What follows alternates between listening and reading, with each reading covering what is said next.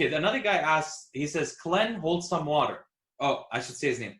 Atlena, oh, it's very hard. But he says his name later, so he says, Clen holds some water, question mark.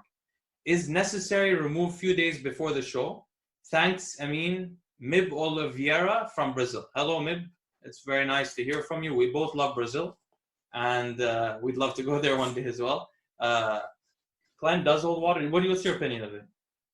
I personally don't like Clembuterol. I hate, but it does hold water, and you would have to remove it before the show. You do. You do have to, and you have to remove it about a week before the show because it's such a long-lasting drug. So if you really need Clembuterol that close to the show to lose fat, then you're not ready for the show. Good point. That's true. And also, let's talk about why we don't like Clem. So, Personally, I don't like Clem because it makes me cramp. That's the main thing for me is that Clembuterol makes my muscles cramp when I take it. So I don't like it. It makes them spasm, and spasming will cause more cramping if you have any kind of. I can't train as hard on it, and even still, I would get like the feet cramping at the bottom or something like that if I just did it with cardio. I didn't like the constant tremor. It just again, if you do things right, you don't need to rely on this kind of shit. You follow a diet where it goes up and down with carbs, or keep it low enough, monitor your blood sugar levels. And you got to worry about burning fat, because if you're just worried about burning fat, you're never going to look good. If you worry about building muscle, you will burn fat and you'll look good, and you don't have to worry about, you get it all at the same time. Yeah, but let's give people like a history and introduction to Clen. Many people don't know how Clen got into bodybuilding.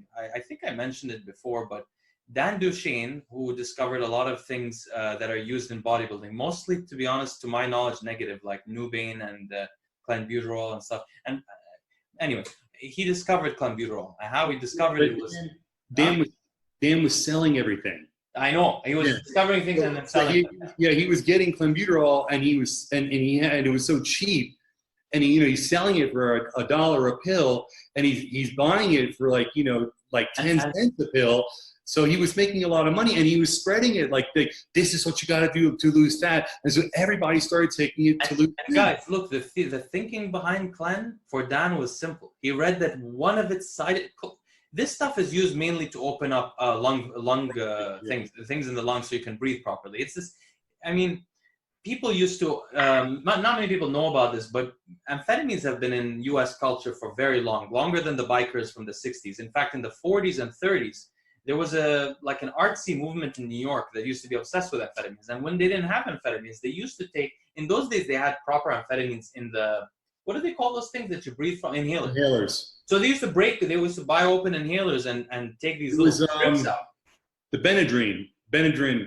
I'm not sure. I can't remember. It could be. They took it and then they inhaled it. Yeah. Yeah, or they would take the strips and put them in like tea and they would drink it.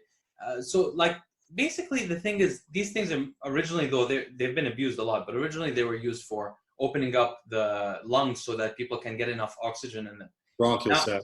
Yeah, the bronchial sac, exactly. Sorry. Today, for some reason, I'm forgetting words. But the other thing is that Dan Duchesne was reading about one of these products called Clen. There are other products, by the way, that are almost similar to Clembuterol, and you'll find them sometimes on your dealer's lists, that they won't just be Clembuterol. There'll be another thing that sounds almost identical to it. But these things are all for the lungs. What he read was that they cause spasming in the body, in the muscles, spasming. So they cause a tremor, a shake. And he thought, if you're shaking, your metabolism must be higher, which is true. If you take meth and you're just moving all day, you're gonna burn way more than if you take Clen, by the way, way more. So let's mention that too. If you take meth, or not meth necessarily, if you take a high dose amphetamine, you're gonna act, Adderall too. Adderall, but Adderall causes less jitteriness than some of the other ones because it's like pharmaceutical and very. But anyway, the point is, it makes you jittery, and when you have to move more times a day, you spend more calories. The problem is people are not realizing you do not want anything in your body to be jittering. First of all, you can develop long-term tremors from it. Second of all, you're causing your heart to jitter, and you can and will probably develop an arrhythmia if you do it long enough. So people who use take growth hormone with it. They take growth hormone with it, which is just, insane. You have your heart going at a weird electrical pulse, and then you have your, and you even take anabolics with it. Your heart is moving at a weird, you don't want to encourage that in any kind of way. And you don't want to work out when your heart is like that, for God's sake. You don't want to take Clen and go work out.